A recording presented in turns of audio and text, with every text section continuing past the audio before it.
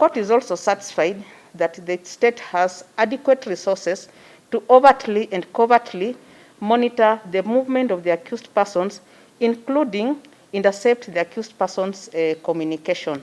I'm therefore satisfied that the interference of witnesses will not be a compelling reason to limit the respondent's right to liberty.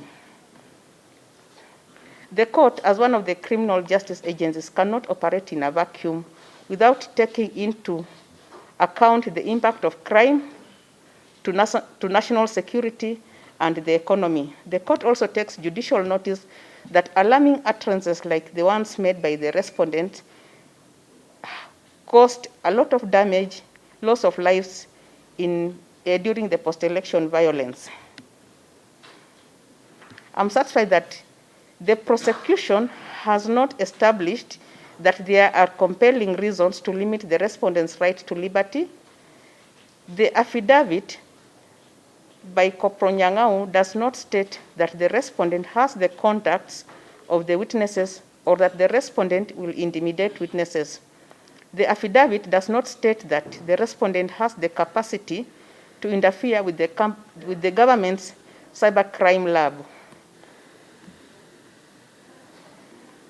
The court is also satisfied that the state has massive resources to overtly and covertly monitor the respondent and can intercept his communication, can monitor his movement. The court notes that the prosecution has requested to detain the respondent for 7 days. The court is satisfied that the state's adequate resources to investigate the case against the respondent. The state has adequate resources to investigate the case against the respondent without limiting his right to liberty. The court also notes that prolonged pre-charge detention can result to arbitrary detention and is incompatible with the constitutionally guaranteed presumption of innocence.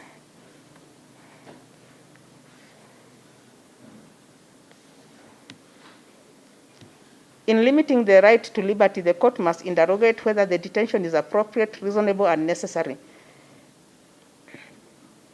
The Constitution obligates the state to ensure that all guarantees of due processes are respected when persons are alleged to have committed serious offenses or are charged, detained, and prosecuted. And the court makes the following orders. The respondent is granted a conditional bond of Kenya shillings 5 million with one surety of a similar amount. In the alternative, cash bail of Kenya shillings 2 million.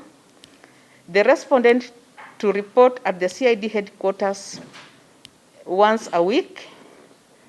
The respondent's free speech rights are limited, that he should not make any comments on the case under investigations, he should not conduct any witnesses, and he should not intimidate any of the witnesses, whether potential or imagined. The respondent should not conduct any of the witnesses, either through proxy or personally, and this is the ruling of the court.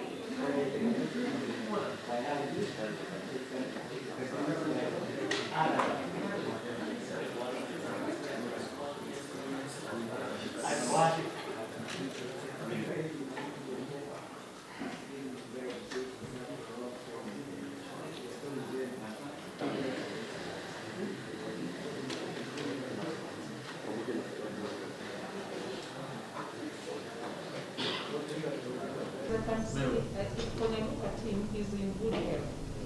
He's not bedridden. If he was bedridden, then the court would make such orders. One of the reasons why the court insisted that the respondent comes to court was so that the court can also look at the respondent and monitor and see whether there are any signs of torture. But when I look at the respondent, I'm not seeing any sign of torture. Unless Mr. Mutuma, you can ask him.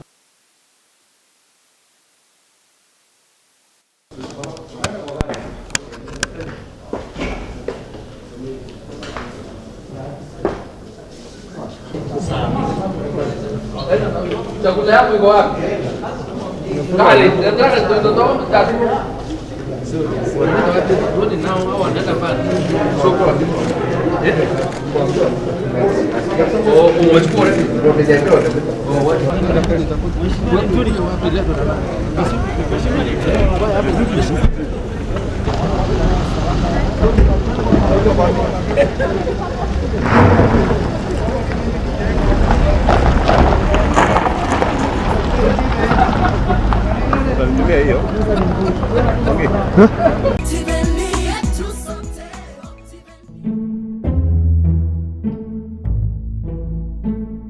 Usihangaike hii Januari. Optiven tumekusort. Wema Gardens Narumoru is your perfect place for a hidden home, a cottage, a holiday home, or the best inheritance for your children. Buy a 50 by 100 plot of land for only 399,000 Kenya shillings. What's more, Lipa 350k and get an instant shopping voucher worth 10k. Call us on 0790 300 300 or visit our website www.optiven.co.ke.